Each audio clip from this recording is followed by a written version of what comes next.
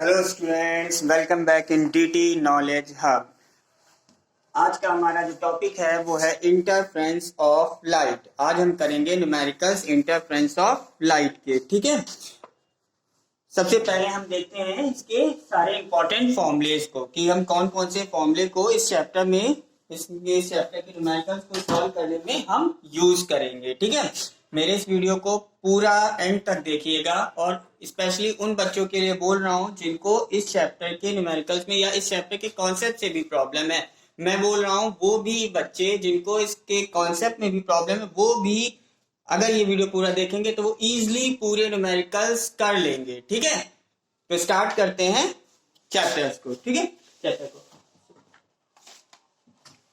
First of all सारे फॉर्मूले, बस क्या करना है हमें इस चैप्टर में जितने भी फॉर्मूले मैं लिखा रहा हूं वो सारे फॉर्मूले हमें बहुत अच्छे से लर्न कर लेने हैं। ठीक है, अगर इसमें मैंने जितने फॉर्मूले लिखे आपने उसको एज इट इज लर्न कर लिया तो आप 100% सारे न्यूमेरिकल्स बहुत इजीली कर लेंगे। ठीक है, देखते हैं, मैं सारे फॉर्मूले यहाँ पे नोट कर रहा हूँ। ठीक है, सबसे पहले देखते हैं, सबसे पहला जो फॉर्मूला है हमारा फर्स्ट इंटेंसिटी ऑफ लाइट।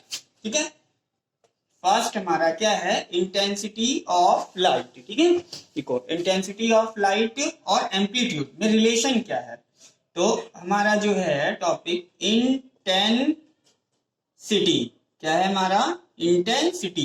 ठीक है, इंटेंसिटी ऑफ लाइट। ठीक है, इंटेंसिटी ऑफ लाइट। ठीक है, इसको किससे रिप्रेजेंट करते हैं, आई से, कैपिटल लेटर आई से, इंटेंसिटी ऑफ लाइट आई। ठीक है, रिलेशन को बताऊं तो I is directly proportional to A square. ठीक है, first I is directly proportional to A square, where A क्या है, A है एम्पलीट्यूड। A क्या है हमारा, एम्पलीट्यूड। ओके, जो A है हमारा वो क्या है, एम्पलीट्यूड है। ठीक है, ये हो गया। दूसरा रिलेशन इसका है I is directly proportional to, I is directly proportional to width of slit. क्या है, I is directly proportional to width of slit।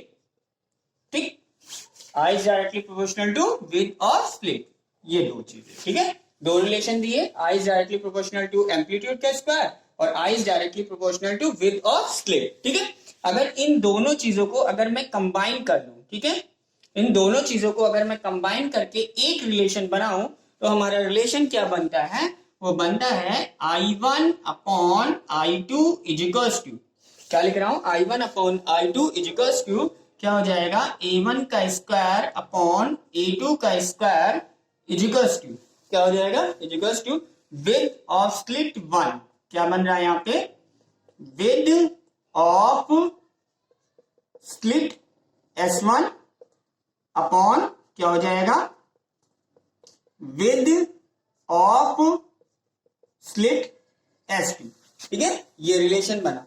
ठीक है, बहुत इंपॉर्टेंट रिलेशन से इससे बहुत क्वेश्चन सॉल्व होते हैं। ठीक है, अब जिस चीज में क्वेश्चन दिया गया है, सपोज इंटेंसिटी और एम्पलीट्यूड के क्वेश्चन है तो इसको यूज कर लेंगे, अगर इंटेंसिटी और विड्थ के क्वेश्चन है तो हम इस चीज को यूज कर लेंगे। ठीक है, ये हमारा रिलेशन हो गया। सेकंड देखते हैं, सेकंड हमारा क्या आता है, फेज डिफरेंस। ठीक है, सेकंड क्या है हमारा, फेज डिफरेंस। देखो फेज डिफरेंस को हम जो लिखते हैं वो किस अल्फाबेट, फेज डिफरेंस है ना, क्या है हमारा, फेज डिफरेंस। फेज डिफरेंस को हम लोग किससे लिखते हैं, फेज डिफरेंस। ठीक है, किससे रिप्रेजेंट करते हैं, फाई से। फेज डिफरेंस को हम लोग किससे रिप्रेजेंट करते हैं, फाई से। फॉर्मूला क्या होता है इसका, 2 पाई अपॉन लैम्डा। ठीक है, फॉर्मूला क्या हो रहा है, phase difference phi equals to 2 pi upon lambda, और यहां पे होता है पाथ डिफरेंस। क्या हो रहा है, पाथ डिफरेंस। ओके, तो ये हमारे पास नेक्स्ट फॉर्मूला बन गया, क्या है, phase difference pi equals to 2 pi lambda bracket में पाथ डिफरेंस। ठीक है, पाथ डिफरेंस को हम किससे रिप्रेजेंट कर सकते हैं, डेल्टा एक्स से। ठीक है, तो सिंपली हमारे पास क्या फॉर्मूला आया, pi equals to 2 pi upon lambda into delta x. ठीक है, ये फॉर्मूला हो गया हमारे पास फेज डिफरेंस के लिए। ठीक है, फेज डिफरेंस ये फॉर्मूला है फेज डिफरेंस का, लेकिन इसको बोल सकते हैं रिलेशन है किसके बीच का, phase difference and path difference के बीच का रिलेशन है। ठीक है, तो इसको यूज करेंगे फॉर्मूला नंबर सेकंड। ठीक है, इसके बाद आता है intensity, resultant intensity of two interfering waves. ठीक है, तो फॉर्मूला नंबर 3। ठीक है, हम यहाँ पे क्या लिखेंगे, रिजल्टेंट इंटेंसिटी। फॉर्मूला हमारे पास क्या है, रिजल्टेंट क्या है, resultant intensity of two interfering waves. ठीक है, ये किस लिए यूज कर रहे हैं, resultant intensity of two interfering waves. ठीक है, फॉर्मूला लिख रहा हूं, फॉर्मूला होगा इसका I इजिकल्स टू क्या हो जाएगा यहाँ पे I1 plus I2 plus 2 under root I1 I2 और ये cos फाइव। ठीक है, ये होगी हमारी resultant intensity of two interfering wave की। ठीक है, इसको बॉक्स में कर देते हैं, थर्ड फॉर्मूला। ठीक है, ये हम यूज करेंगे रिजल्टेंट इंटेंसिटी निकालने के लिए। ठीक है, नेक्स्ट फोर्थ पॉइंट आता है हमारा फोर्थ और देखो ये जो फोर्थ में जो मैं चीजें लिखने जा रहा हूं वो कंस्ट्रक्टिव इंटरफेरेंस के लिए। ठीक है, किस लिए लिख रहा हूं, for constructive interference, constructive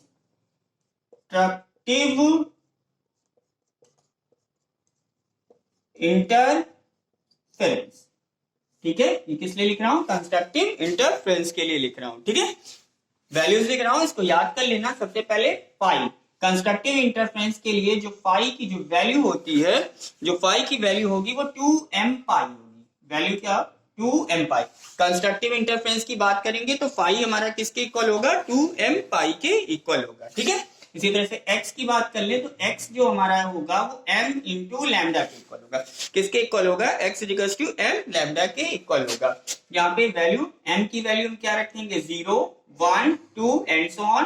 same इसमें भी same thing, m equal to 0 1 2 and so on. ठीक है, ये यूज करेंगे कंस्ट्रक्टिव इंटरफेरेंस के लिए। ठीक है, और कंस्ट्रक्टिव इंटरफेरेंस के केस में जो आई होगी, क्योंकि कंस्ट्रक्टिव इंटरफेरेंस जहां होता है वहां पे इंटेंसिटी क्या होती है, इंटेंसिटी मैक्सिमम होती है। ठीक है, जब इंटेंसिटी मैक्सिमम होती है तो क्या बोलते हैं, कंस्ट्रक्टिव इंटरफेरेंस बोलते हैं। और जो आई मैक्स का फॉर्मूला बनेगा, आई मैक्स इजिकल्स टू ये हो जाएगा under root I1 plus I2 का स्क्वायर हो जाएगा। ठीक है, ये आई मैक्स का फॉर्मूला हो गया। ठीक है, ये लिख दिया मैंने कंस्ट्रक्टिव इंटरफेरेंस के लिए। ठीक है, इधर का आपने नोट कर लिया होगा तो मैं इधर का इरेज कर दे रहा हूं और लिखता हूं डिस्ट्रक्टिव इंटरफेरेंस के लिए। और एक बात देखो, cos फाई की जो वैल्यू होनी चाहिए, यहाँ पे जो cos फाई की जो वैल्यू होनी चाहिए वो प्लस माइनस 1 होती है। ठीक है, किस केस में, कंस्ट्रक्टिव इंटरफेरेंस के केस में। फिर से बोल दे रहा हूं, कंस्ट्रक्टिव इंटरफेरेंस का क्वेश्चन होगा, सिंपली हमें फेज डिफरेंस कितना यूज करना होगा, 2m पाई। यहाँ पे m इक्वल टू 0 1 2 इस तरह से वैल्यू रखते चले जाएंगे। यहाँ पे x की वैल्यू जो होगी वो होगी m lambda, where m equal to 0 1 2, और जो इसकी मैक्सिमम वैल्यू के लिए जो हम यूज करेंगे under root I1 plus I2 का होल स्क्वायर। ठीक है, ये हो गया हमारा कंस्ट्रक्टिव इंटरफेरेंस का। इधर का मैं इरेज कर रहा हूं, मुझे लिखना है डिस्ट्रक्टिव इंटरफेरेंस को। ठीक है, तो देखते हैं डिस्ट्रक्टिव इंटरफेरेंस हमारा क्या आता है।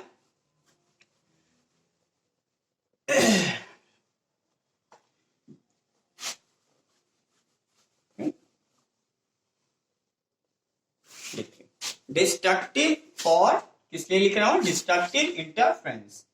ठीक है, ये वैल्यूज किस लिए लिख रहा हूं, फॉर हमारा क्या है, destructive interference, for destructive interference. ठीक है, किस लिए लिख रहा हूं, फॉर डिस्ट्रक्टिव इंटरफेरेंस के लिए। तो डिस्ट्रक्टिव इंटरफेरेंस के लिए यहाँ पे जो फेज डिफरेंस जो हम फाई यूज करेंगे, फाई की जो वैल्यू होगी वो होगी 2m माइनस 1 पाई। ठीक है, यहाँ पे, और यहाँ पे जो हम फाई m की जो वैल्यू यूज करेंगे, यहाँ पे जो हमारी m की वैल्यू होगी वो वैल्यू होगी 1 2 3 एंड सो ऑन। इसी तरह से यहाँ पे x जो हमें यूज करना होगा, x जो हम यूज करेंगे, x यूज होगा 2m माइनस 1, क्या यूज होगा, 2m माइनस 1 लैम्डा बाई 2, क्या यूज होगा, lambda by 2। Where same thing, m के लिए हम क्या यूज करेंगे, 1 2 3 एंड सो। ठीक है, ये यूज करेंगे। ये किस लिए मैंने लिखा है, डिस्ट्रक्टिव इंटरफेरेंस के लिए। जो फाई यूज करेंगे 2m minus 1 pi, where m equal to 1 2 3 रखना है। x की वैल्यू क्या यूज करेंगे, 2m minus 1 lambda by 2 m 1 2 3 आएगा। ठीक है, ये हो गई वैल्यू। अच्छा, मिनिमम जो इंटेंसिटी होगी डिस्ट्रक्टिव इंटरफेरेंस पे, जो इंटेंसिटी आती है वो मिनिमम होती है, I minimum.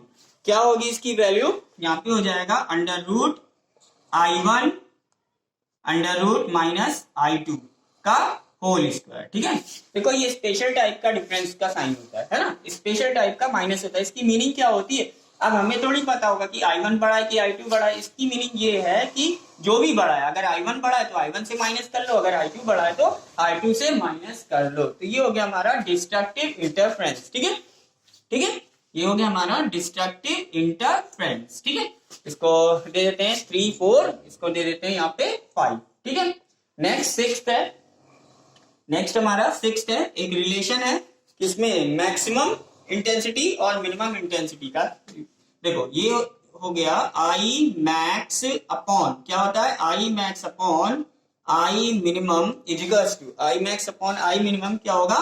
A1 plus A2 का square upon A1 minus A2 का स्क्वायर। ठीक है, इस रिलेशन को यूज कर लेंगे। ठीक है, जब भी मैक्सिमम इंटेंसिटी का रेशियो किसके साथ निकालना है? मिनिमम इंटेंसिटी के साथ में निकालना होगा, तो हम इस रिलेशन को यूज कर सकते हैं। ठीक है, ये था हमारा फॉर्मूला नंबर 6। ठीक है, ऑलमोस्ट हमारे सभी फॉर्मूले हो चुके हैं, बस 2-3 और बाकी है। ठीक है, इस साइड का मैं इरेज कर रहा हूं, ये मैंने 6 फॉर्मूला लिखा है। ठीक है, नेक्स्ट देखते हैं सिक्स्थ।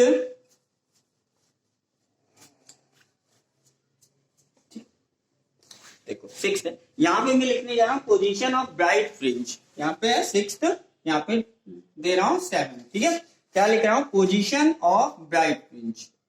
क्या लिख रहा हूँ? पोजीशन ऑफ ब्राइट फ्रिंज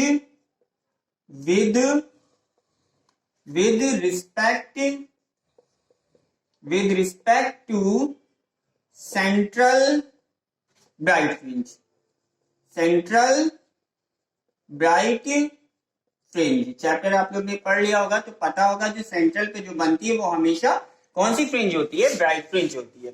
क्या लिखा है? Position of bright fringe with respect to central bright fringe, मतलब सेंट्रल ब्राइट फ्रिंज से कितनी डिस्टेंस पे जो है हमारी ब्राइट फ्रिंज बनेगी। ठीक है, समझ में आ रहा है? इसके लिए हम फॉर्मूले को यूज करेंगे XM इजिकल्स टू, क्या यूज करेंगे? XM equals to M capital D upon small d into lambda. ठीक है, ये फॉर्मूला हो गया। अगर हमें क्या निकालना है? अगर हमें पोजीशन निकालना है ब्राइट फ्रिंज की सेंट्रल फ्रिंज से, तो हम इस फॉर्मूले को यूज करेंगे XM equals to M d/d into lambda. ठीक है, यहाँ पे M की जो वैल्यू रखेंगे, देखो M की वैल्यू 1 2 3 ऐसे आ जाएगा। अगर हमने यहाँ पे M1 रखा तो फर्स्ट ब्राइट फ्रिंज की पोजीशन मिलेगी, M2 रखेंगे सेकंड ब्राइट फ्रिंज की पोजीशन मिलेगी, 3 रखेंगे तो थर्ड ब्राइट फ्रिंज की पोजीशन मिल जाएगी। M इक्वल्स टू 0 रखोगे तो कौन सी मिल जाएगी? 0 ऑर्डर ब्राइट फ्रिंज मिलेगी। कौन सी मिल जाएगी? 0 ऑर्डर ब्राइट फ्रिंज मिलेगी। 0 ऑर्डर ब्राइट फ्रिंज ये ऑब्टेन हो जाएगी अगर 0 रखोगे। वही मतलब फिर 0 ऑर्डर ब्राइट फ्रिंज का मतलब क्या होगा? Central bright fringe. क्या हो जाएगा? Central bright fringe. क्या मतलब इसका? Central bright fringe. ठीक है, लेकिन इतना डिटेल में हम नहीं आ रहे हैं, हम सीधे फॉर्मूले को बता रहे हैं। पोजीशन ऑफ ब्राइट फ्रिंज जो होती है सेंट्रल ब्राइट फ्रिंज से, वो क्या होता है? XM equals to M capital D/D into lambda, where M 1 2 3। 1 रखोगे फर्स्ट ब्राइट फ्रिंज मिलेगी, 2 रखोगे सेकंड ब्राइट फ्रिंज, 3 रखोगे तो 3 ब्राइट फ्रिंज। यहाँ पे जो XM लिया है मैंने, ये डिस्टेंस ली है। डिस्टेंस क्या है? सेंट्रल से उस ब्राइट फ्रिंज की डिस्टेंस है। ठीक है, तो ये हो गया हमारा फॉर्मूला नंबर 7। ठीक है, अब इसी तरीके से निकालते हैं। अगला देखते हैं जिसमें हम पोजीशन निकालेंगे डार्क फ्रिंज की। तो नेक्स्ट 8th आता है हमारा। 8th हमारा आता है, वो है हमारा क्या? पोजीशन ऑफ, क्या है यहाँ पे हमारा? Position of dark fringe. क्या लिख रहा हूं? Position of dark fringe. ठीक है, विद रिस्पेक्ट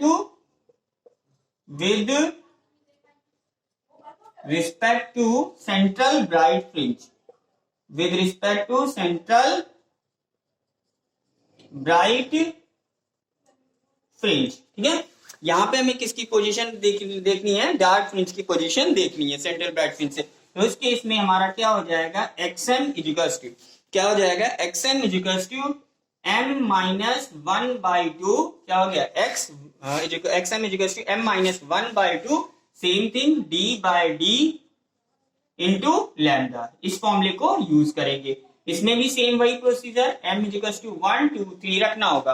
अगर m इज इक्वल टू 1 रखोगे तो फर्स्ट डार्क फ्रिंज मिलेगी, m इज इक्वल टू 2 रखोगे सेकंड ब्राइट फ्रिंज मिलेगी, m इज इक्वल टू 3 रखोगे तो थर्ड ब्राइट फ्रिंज यहाँ से ऑब्टेन हो जाएगी। ठीक है, तो इस फॉर्मूले को जो हम लोग यूज करेंगे वो किस लिए, पोजीशन ऑफ डार्क फ्रिंज निकालने के लिए यूज करेंगे कि सेंट्रल ब्राइट फ्रिंज से कितनी डिस्टेंस पे डार्क फ्रिंज बनी है, इसके लिए ये यूज करना। अगर सेंट्रल से देखना है कि ब्राइट फ्रिंज कहां पे बन रही है, कितनी डिस्टेंस पे बन रही है, उसके लिए हमें इसको यूज करना होगा। ठीक है, इधर का इरेज कर दे रहा हूं।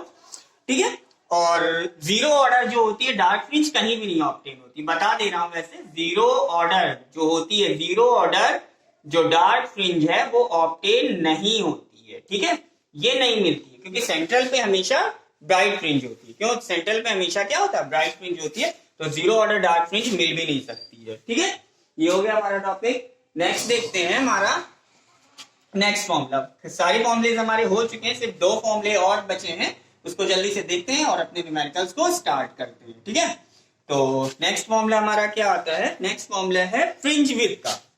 ठीक है, फॉर्मूला 9 क्या है हमारा, अगला फॉर्मूला क्या है, फ्रिंज विड्थ।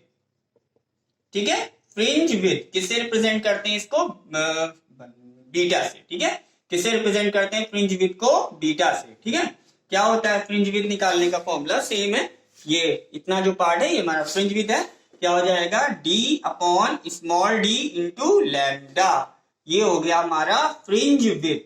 ठीक है, ये हो गया हमारा फ्रिंज विड्थ का फॉर्मूला। फ्रिंज विड्थ निकालना है, सीधे beta is equal to capital D upon D into lambda हो गया। ठीक है, एंगुलर फ्रिंज विड्थ देख लेते हैं एक फॉर्मूला और, जो कि लास्ट फॉर्मूला है हमारा इसका, ये है एंगुलर, क्या है, एंगुलर फ्रिंज विड्थ। क्या है, angular fringe width. Angular fringe width को हम लिखते हैं थीटा से, और ये होता है theta is equal to lambda by D. क्या होता है formula, theta is equal to lambda by D होता है। ठीक है, यहाँ पे याद रखना कि जो आंसर आएगा, जो थीटा वो रेडियन में आएगा। ठीक है, जो आंसर आएगा यहाँ पे जो थीटा वो किस में आएगा, वो रेडियन में आएगा। ठीक है, या इस फॉर्मूले को अगर यूज करते हैं तो थीटा हमें किस में रखना होगा, रेडियन में रखना होगा। ठीक है, तो ये इतनी फॉर्मूले को ही हमें यूज करना है, और ऑलमोस्ट मैंने सारे फॉर्मूले यहाँ पे लिख दिए हैं। अब थोड़ा सा इसके बेसिक टर्म्स बता देता हूँ कि किसको क्या कहते हैं। ये तो मैंने बता दिया, फ्रिंज विड्थ क्या होता है, बीटा होता है, एक्सएम क्या होती है, डिस्टेंस होती है ना, क्या होती है, डिस्टेंस होती है। ब्राइट फ्रिंज से जो सेंट्रल ब्राइट फ्रिंज है उससे ब्राइट फ्रिंज की डिस्टेंस भी हो सकती है, या डार्क फ्रिंज की भी डिस्टेंस हो सकती है। यहाँ पे कैपिटल डी जो होगा, कैपिटल डी होगा, डिस्टेंस है ये, क्या है ये, डिस्टेंस बिटवीन, क्या है ये, distance between screen and slit, screen and slit, ये क्या है, कैपिटल डी क्या यूज करेंगे, distance between screen and slit, और स्मॉल डी को लेते हैं, ये है डिस्टेंस बिटवीन स्लिट, ये क्या है, डिस्टेंस बिटवीन स्लिट्स। ठीक है, ये क्या है, डिस्टेंस बिटवीन स्लिट्स। और लैम्डा सभी को पता है, लैम्डा होता है वेवलेंथ। लैम्डा क्या होता है, लैम्डा होता है हमारा वेवलेंथ होता है। तो इतने फॉर्मूले को हमें सिर्फ यूज करना है और हम अपने क्वेश्चन को इजिली सॉल्व कर लेंगे। लेकिन क्या करना है हमें, फिर बोल रहा हूं कि ये जितने भी फॉर्मूले मैंने लिखे हुए, ये सारे फॉर्मूले एकदम टिप्स पे आपको याद होने चाहिए। फॉर्मूले जितने अच्छे से याद होंगे, न्यूमेरिकल हमें उतने आसानी से समझ में आएगा, हमें इमीडिएट पता चलेगा कि इसमें इस फॉर्मूले को हम यूज कर सकते हैं। ठीक है, और अगर हमें क्या होगा, अगर हमें फॉर्मूले ही नहीं याद होंगे तो हम करेंगे कैसे, क्योंकि अगर हमें फॉर्मूला ही नहीं याद है तो हमें क्वेश्चन में समझ में नहीं आएगा कि हमें इसको कैसे ट्रीट करना है, क्या इसमें पॉसिबिलिटी है, क्या फॉर्मूला हम लगा सकते हैं, कुछ नहीं पता चलेगा। फॉर्मूला याद होगा तो अपने आप सारी चीजें समझ में आ जाएगी। ठीक है, हम देखते हैं अपने क्वेश्चन को, फर्स्ट क्वेश्चन को। ठीक है, स्टार्ट करते हैं, इसको मैं इरेज कर देता हूं। ठीक है, फटाफट इसको इरेज करके अपना क्वेश्चन बिगिन करते हैं, क्वेश्चंस बिगिन करते हैं। ठीक है, बहुत इजी चैप्टर है ये, और बहुत जल्दी खत्म भी हो जाएगा इतनी। ठीक है, फर्स्ट क्वेश्चन देखते हैं अपना फटाफट, क्वेश्चन में रीड कर रहा हूं। ठीक है, फर्स्ट क्वेश्चन रीड कर रहा हूं। गिवन है two waves of equal frequencies या two waves of equal frequencies have their amplitude in the ratio 3:5, they are superimposed on each other, calculate the ratio of maximum and minimum intensity of the resultant wave। ठीक है, देखो first question हमें क्या बोला हुआ है, simply हमें बोला हुआ है A1:A2 कितना दिया है, A1:A2 कितना दिया है, सिंपली हमें दिया है 3:5 और क्वेश्चन हमें पूछा गया है I max, क्या पूछा गया है, I max is to I minimum। ठीक है, I max is equals to I minimum पूछा गया, तो हम कैसे करेंगे, मैंने बताया था अभी इसका सेम फॉर्मूला लिखा था, I max अपॉन क्या हो जाता है I minimum is equals to formula लिखा था A1 प्लस A2 का whole square upon A1 minus A2 का होल स्क्वायर। ठीक है, बट प्रॉब्लम क्या है, यहाँ पे हमें तो रेशियो पता है, तो हम इसको कैसे ट्रीट करेंगे, A1 A2 की वैल्यू चाहिए, तो A1 को हम यहाँ पे कंसिडर करते हैं 3K और A2 को लेते हैं 5K। व्हाट इज K, क्योंकि जब कोई चीज रेशियो में दी होती है उसकी हम सेपरेट वैल्यू लिखते हैं, जैसे A1:A2 है, A1 हमने यूज किया तो 3K, A2 equals to 5K है ना। K क्या होता है बता दे रहा हूँ, K क्या होता है, रैशनल नंबर होता है जो हम ऐसे ही अपनी मर्जी से लगा लेते हैं। अब इसको हम कैलकुलेट कर लेते हैं, पहले A1 प्लस A2 है तो A1 की जगह कितना हो गया 3K प्लस का क्या हो गया 5K का स्क्वायर अपॉन, इसको मैंने बताया था इस माइनस का मतलब जो बिगर है उससे माइनस कर सकते हैं, तो 5K माइनस का कितना हो गया ये 3K का स्क्वायर हो गया, और फर्दर इसको सॉल्व करेंगे 5 3 कितना हो गया 8K, और यहाँ पे इसको सॉल्व करते हैं तो ये हो गया 2K का स्क्वायर, 2 1 जा 2 2 4 जा 8, K से K कैंसिल, 4 का स्क्वायर 16/1, तो फाइनल आंसर जो इसका हुआ 16:1 आंसर।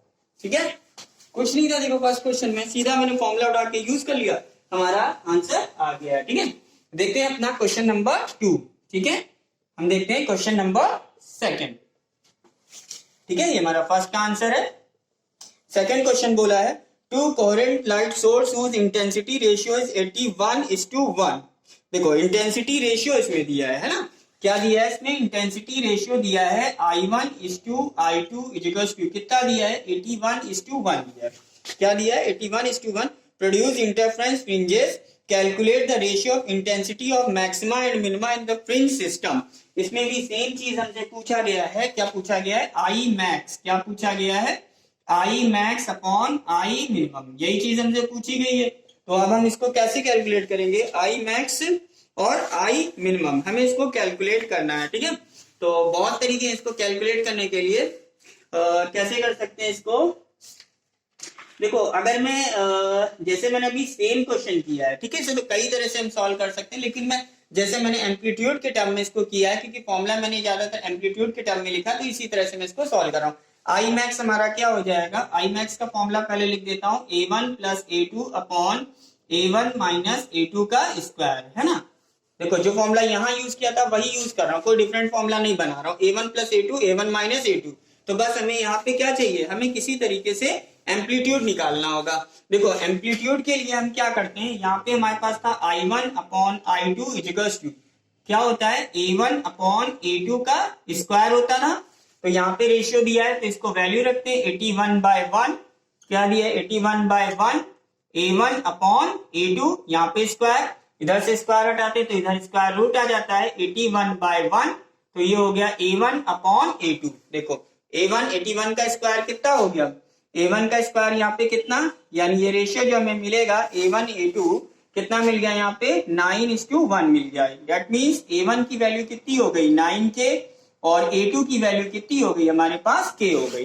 देखो A1 A2 मिल गया, वैल्यू रख देते हैं क्योंकि ये भी फॉर्मूला बताया था, तो वैल्यू रखने पे हमें क्या ऑब्टेन होने वाला है, I max upon I minimum equals to क्या है A1 प्लस A2, तो यहाँ पे रख देते हैं, ये हो गया 9K प्लस K, है ना, अपॉन I minimum कितना हो गया 9K माइनस K का होल स्क्वायर। ठीक है, सॉल्व करते हैं इसको, ये हो गया 10K अपॉन ये कितना हो गया 8K का स्क्वायर, K से K कैंसिल, 2 4 जा 8, 2 5 जा 10, तो 5 का स्क्वायर कितना हो गया 25, 4 का स्क्वायर 16, आंसर हमें मिल गया 25:16। ठीक है, आंसर हमें क्या मिल गया 25:16। सिंपल, देखो जो फॉर्मूला यहाँ था वही मैंने यहाँ पे यूज किया, I1:81 था, A1 प्लस A2 का होल स्क्वायर रिलेशन यूज किया I1 upon I2, A1 upon A2 का होल स्क्वायर, यहाँ से A1 अपॉन A2 निकाला, फिर भी मैंने किया A1 9 के ले लिया, A2 के ले लिया। व्हाट इज के रेशनल नंबर है, जब भी रेशियो से सेपरेट वैल्यू लिखते हैं तो वहां पे रेशनल नंबर यूज करते हैं,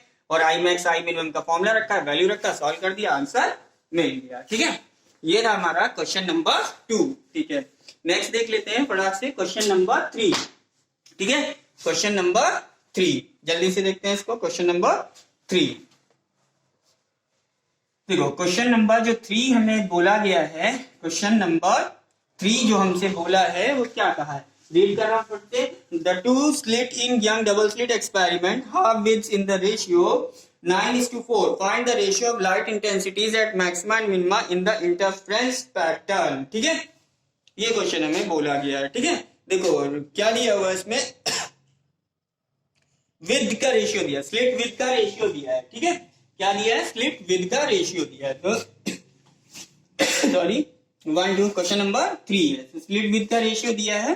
तो विद ऑफ क्या दिया है, बोलो, विद ऑफ स्लिट मान लेते हैं ये हमारी S1 है, अपॉन यहाँ पे क्या दिया है हमें, विद ऑफ स्लिट क्या दिया है, ये S2 दिया है।